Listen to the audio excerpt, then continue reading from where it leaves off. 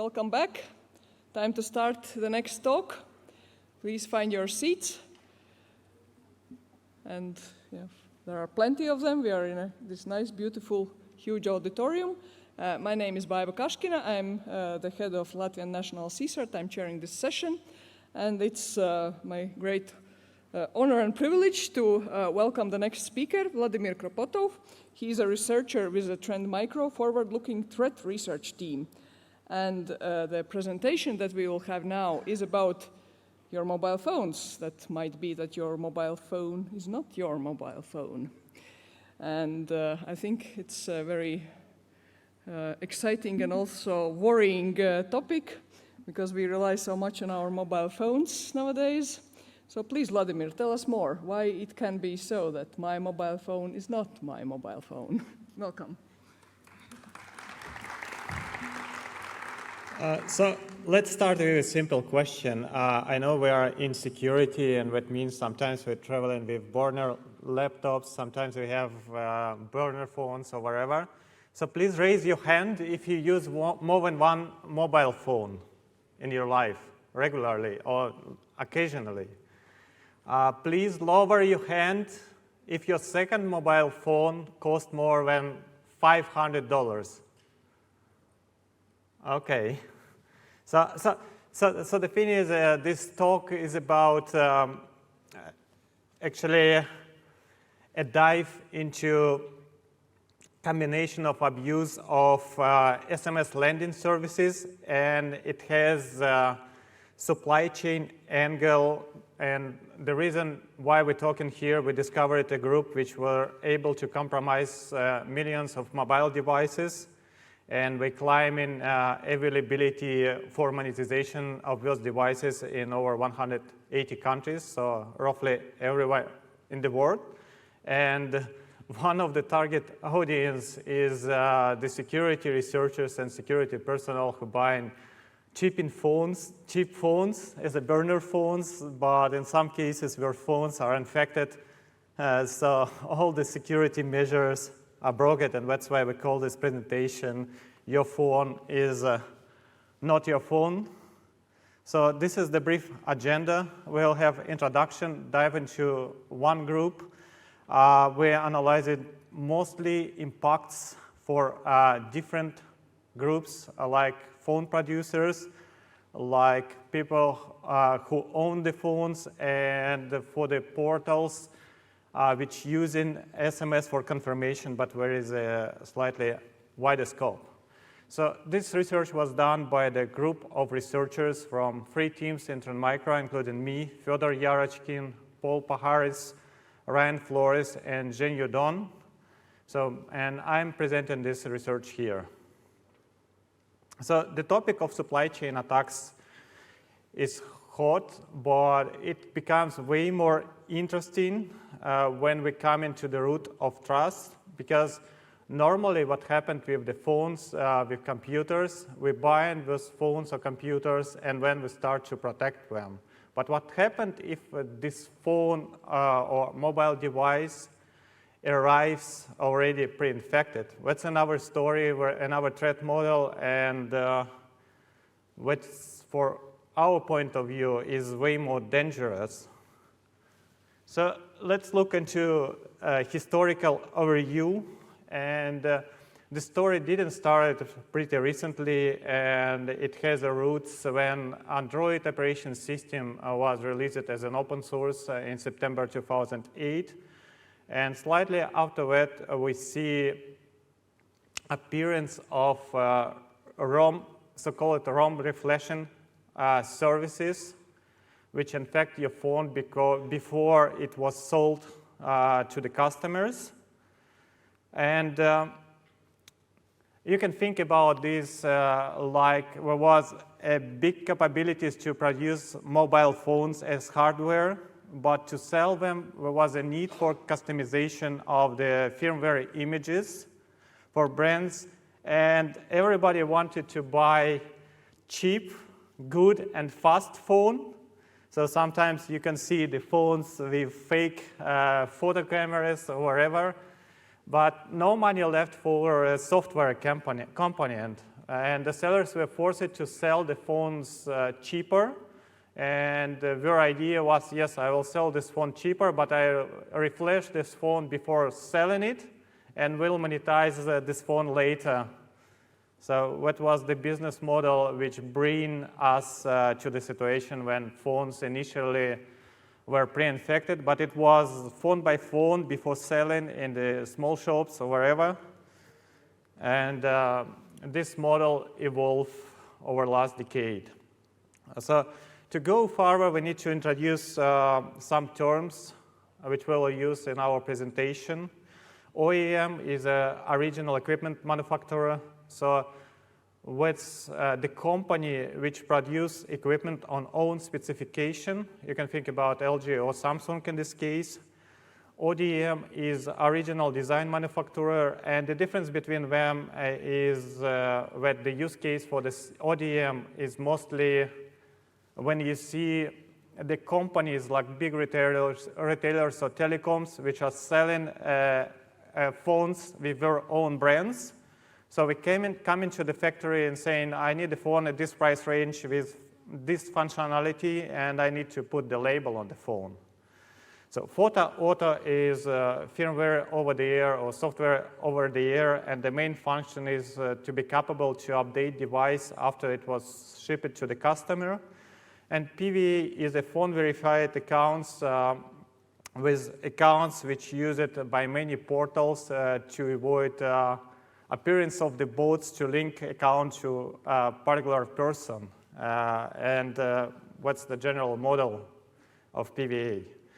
So, and the threat groups were not OEM or ODM producers, while we are in some cases a business partner. So what we do, we come into OEM, ODM vendors and saying we are ready to help you with customization, with customized images for the phones. And one of the options we silently implant extra functionality, which allows them to monetize those phones later.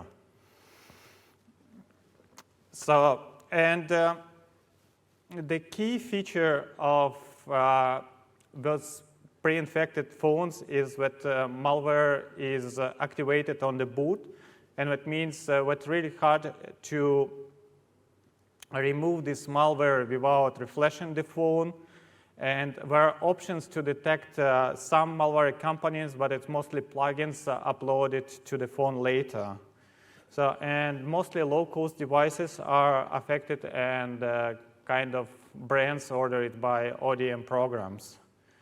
Triada and Guerilla are prevalent families, but there were many our families there. So the timeline which is shown here is an incidents which happened over last decade. And we can start this with a silent plugin in 2011, 2012. And the good news is that the group which created this plugin was arrested in China in 2013, and in 2015 the news appeared and exposed the details of the operation when over 20 million contacts were stolen from the phones, and 400,000 devices were affected by this campaign. So in this case, 10 individuals were arrested, and there were 3 companies which fulfill all business process for monetizing the phones. So one company was responsible for ROM images, one company was App Store developer, and one company was used to promote the applications to infect more phones. So, and if we go through the timeline further, we can see appearance of Triada more and more often.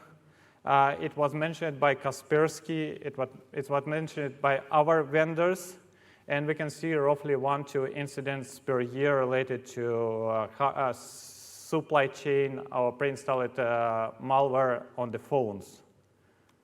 So here is an example of the news in Africa when the phones were pre-installed with malware, and whereas in our example, which is more recent with Gigaset, in this case, auto supplier Redstone in China was probably the reason, because we found some package names which called like com.redstone.auto.ui, which were malicious, and probably, and since Gigaset used this supplier for the update, this is probably the case for auto updates used to infect the phones. What is important to notice that not only smartphones are targeted, but traditional phones are also targeted.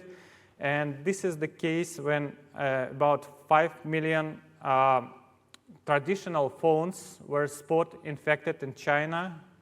And the article is from 2019. And in this case,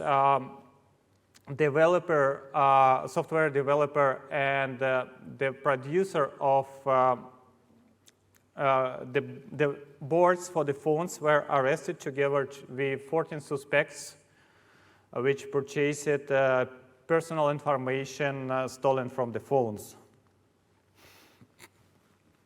So to summarize, what are the major supply chain attack vectors on the phones? It's pre-infected ROM devices, it's auto updates, and what is important, it's software supply chain like SDKs from the third parties. An example of SDK infection is APK Pure. So it's a store which is alternative to Google, a Play Store, and it uses Zcope SDK, and on the right side, you can see several screenshots with encrypted malicious payload with the launch of decryption code and the part of the code of encrypted payload. So the incident is public, and you can find the news about this incident. So, but let's go to the group of interest, so-called Lemon Group. So, and the group calls itself Lemon Group, and the part of the infrastructure is also crosses over with word lemon. So here is the post on 4pda.to, where person who purchased a new phone discussing that this phone sends content of the SMSs to the server lemon99.com. And it happened right out the box, so the phone come pre-infected. And there are many posts like this about phones with brands related to ODM producers. So for us, the first encounter of Lemon Group was through Facebook advertisement, which offered a very cheap SMS confirmation code at extremely low price. And this attracted our attention because for normal SMS confirmation, SIM boxes are used, and the owner of the service needs to maintain dozens of SIM cards, and the cost of the operation is too high to have this low price for the SMS lending. We were also advertisement of free SMS verification codes, and I can't imagine the business model which makes profitable free SMS confirmation. And the same group also advertised paid services, and the advertisement was in 2018 on the YouTube and 2020 on the Facebook. The thing is, the Facebook page advertised over 300,000 unique numbers in more than 100 countries, and promised to provide up to 1 million numbers in coming weeks. So with the scale, you are unable to maintain in the SIM boxes, so it was something else. So the paid platform provided dozens of services, and when I'm saying services, it's services like Amazon, Facebook, Gmail, Twitter, which use SMS confirmation in dozens of countries. And it's also provided API which allow to scale the operation and create and gave an ability to create thousands of fake accounts just using pre-programmed code. So the general functionality is request a phone number, when receive a code, release a phone number, and there is also options to block particular number if service doesn't work for this number because the number was already in use. And there are options to choose particular locations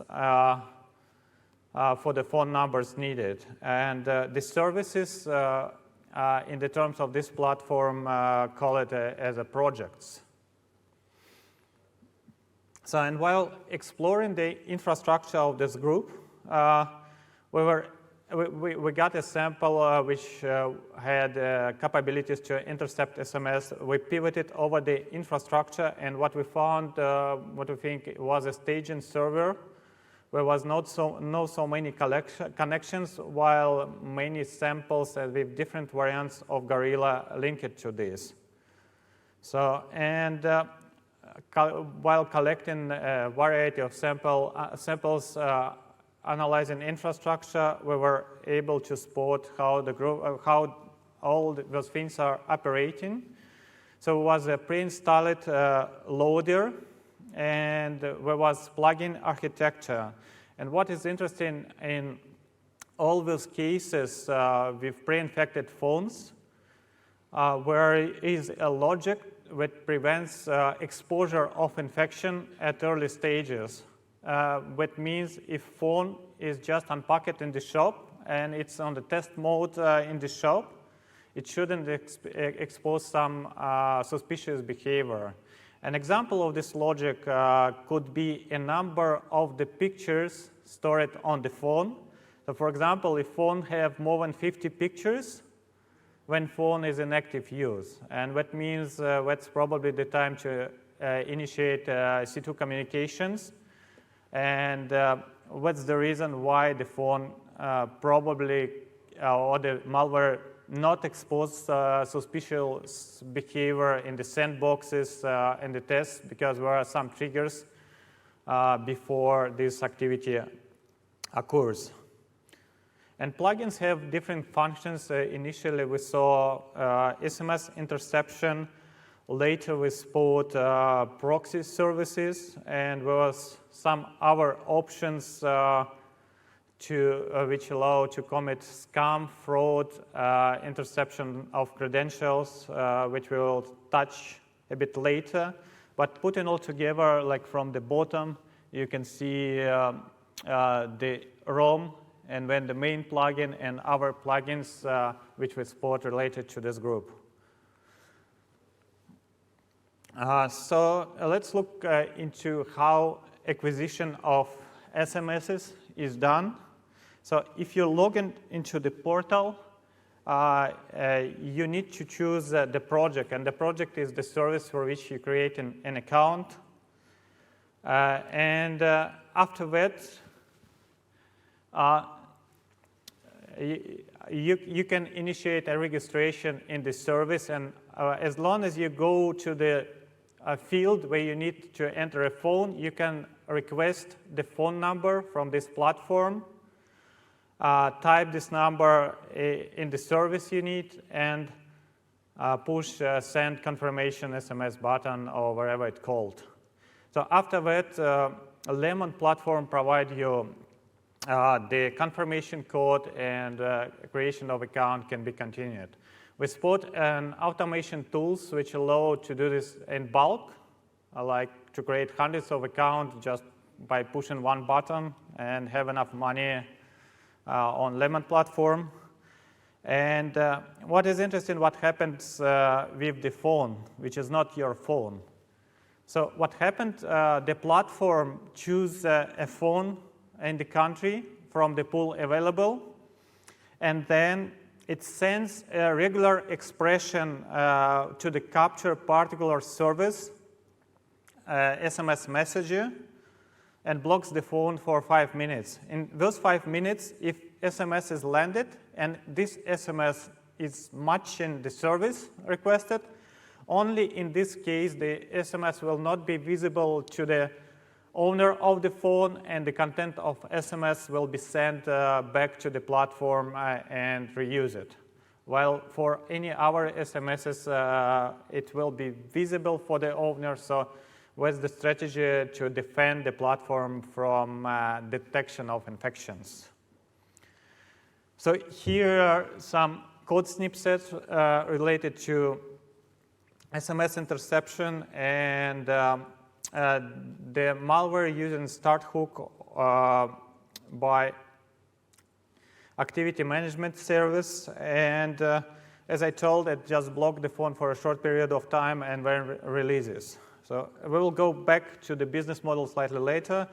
While to estimate the scale of the operations, so you can see the project IDs in the telemetry if you look at, and there were over 1,000 unique project IDs. That means over 1,000 regular expressions which are capable to capture SMSs on the phones. So here is an example of Jingdong e-commerce site which decided to provide some bonuses if you register. And on the left side, the thing is that it permitted to use SMSs from different countries or phone numbers from different countries to sign in. And on the right side, with some numbers which we spot in our telemetry and for different countries related to abuse of this service through the Lemon PVA platform. So you can see Thailand was pretty popular with over 5,000 cases.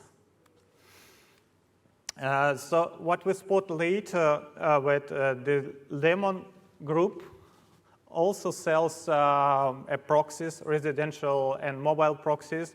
And we think that residential proxies was Android devices connected through Wi-Fi, while mobile proxies are devices connected through mobile infrastructure. And what is interesting here is if you think how those credit card fraud, was like stolen credit cards use it. So we need the proxies with precise locations to bypass anti-fraud system. And mobile phones is a perfect opportunity to give those proxies because we have GPS, so you know location with quite high precision, normally with like several hundred meters at least. So which can be abused by a variety of ways. And the proxy plugin uses SOX5 protocol, and it provides to the customer the IP address, port, and token for access and timeout at which, or like time period at which the account can be used. So, and this combination of landing SMSs with precise proxy locations available in over 100 countries, that is something pretty important and opens a way for variety of frauds. So what we found that this Lemon and Dove proxies related to the same company in Hainan, China, and where several business sites which we have, and we share this with law enforcement. So, and to estimate the scale, actually, we can say that just in Bangladesh, this Dove proxy service claimed to have 100,000 unique IP addresses. So it's just one country and just a number for you to remember. And what is also important here, this group tried to avoid detections and tried to not to be noisy. That's why we restricted the interception of SMSs just to the list of regular expressions. Otherwise, the phones will be abused at the bigger scale, and the owners of the phones will detect the infection. The recent development with this group, since we already published it, a part of our research, is that the group was Lemon SMS, and in recent weeks we are rebranded into Durian Cloud SMS, and we renaming their infrastructure, while we still have capabilities to track them.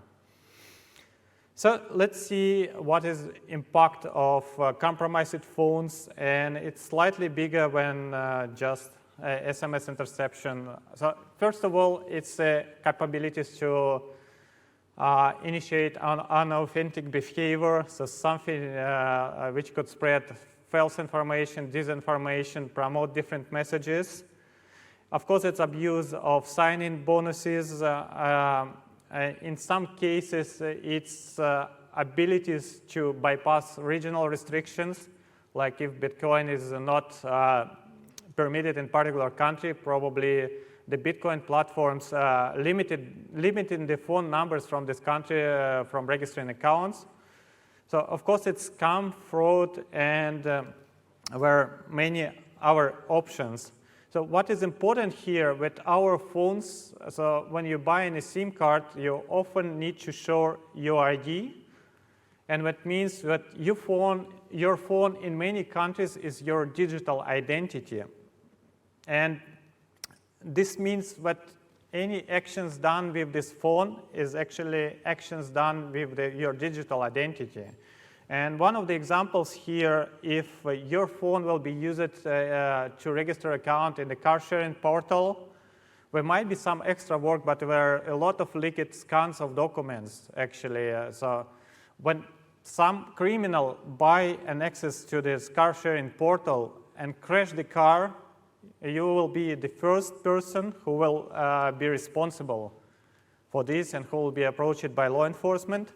So for anonymity, of course, criminals use proxies, but we also use some time and think about buying a proxy from the group which intercepts everything from the phone, or capable to intercept everything from the phone. So there is no actually options to keep your anonymity there.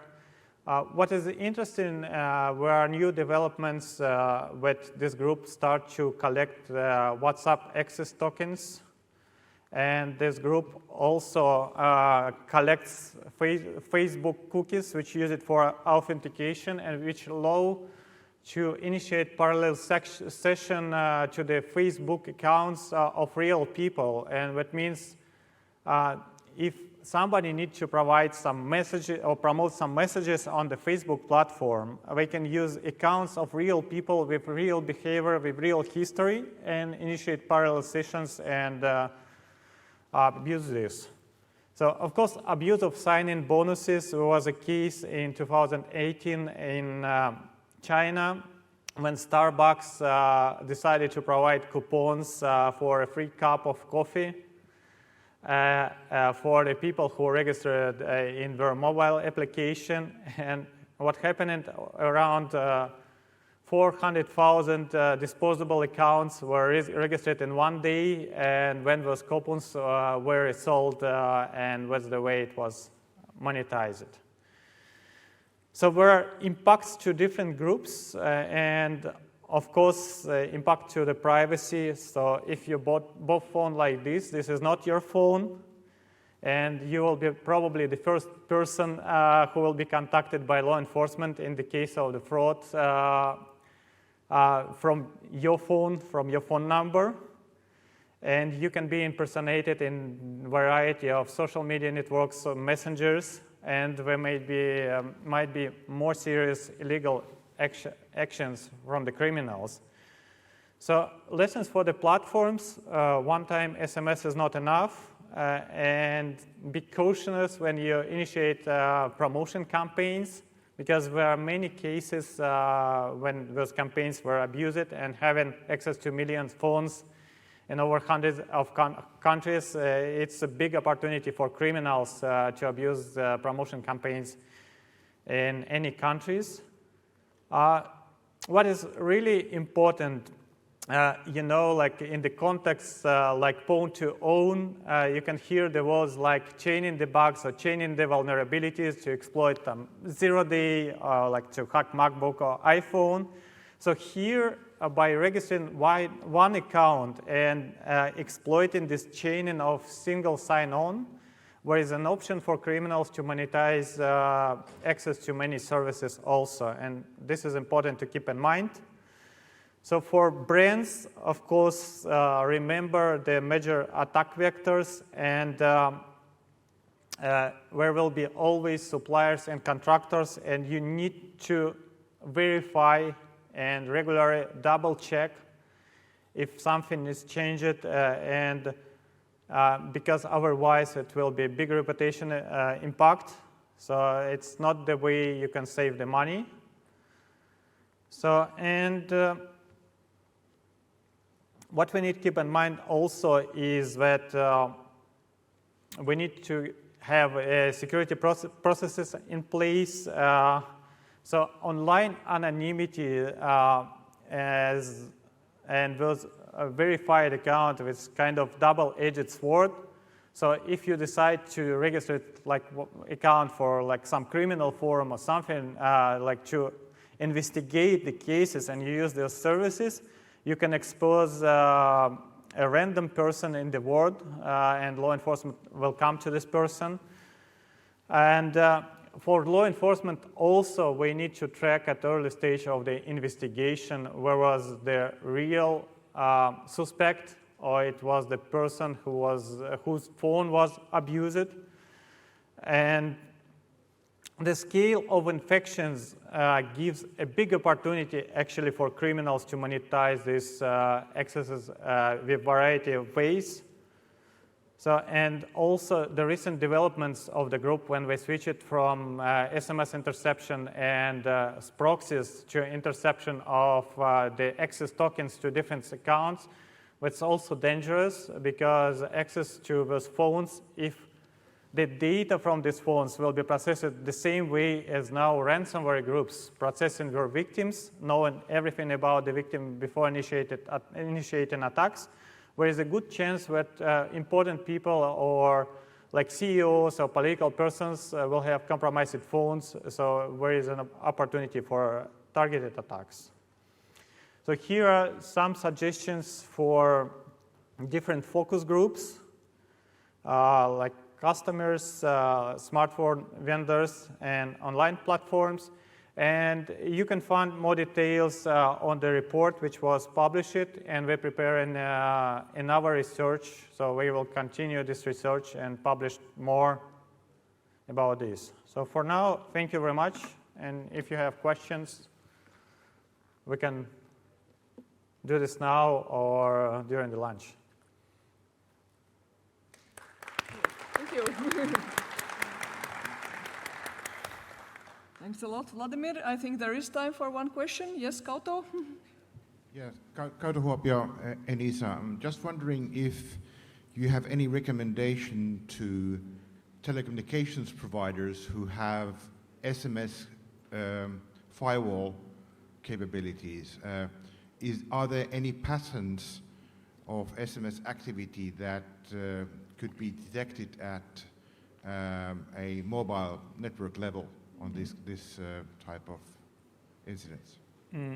So we had interaction with some ISPs related to this case, and I would say ISPs were most capable to investigate those cases because we see both sides, like a telecom telemetry, internet telemetry, and data.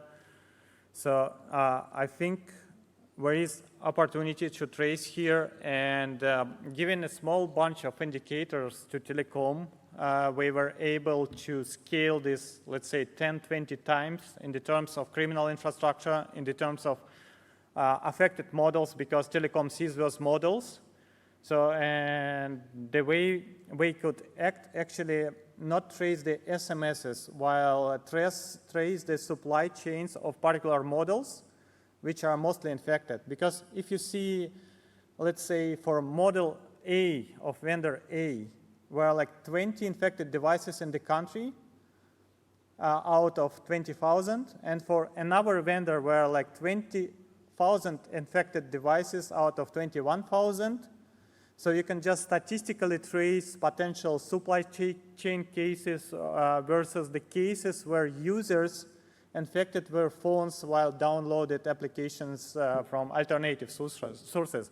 So I think it's more about tracing supply chains, which telecom have bigger capabilities than just tracing SMS. So there could be even better actions. And second question, are there any areas or markets in Europe where this problem is prevalent? So I would say on Amazon there are models of the phones which match the brands and model versions which we see pre-infections. With pre-infections. So I think those phones are in every country, actually. So in some cases, you can see even famous brands, while the reason for this is mostly not photo auto or pre-infection with ROM, while use third parties SDKs which were compromised. So even owning the well-known phone, and another reason for this, for the cheap series of the well-known brands, sometimes we use ODM, so we produce it on our factories and just label it as a well-known brand. Okay, thank you. Thank you very much. Don't forget to evaluate the session. Now we have lunch break until 2 o'clock. It is downstairs together with vendor booth showcase. So enjoy the break, talk to people. That's why we are here. Thank you, Vladimir.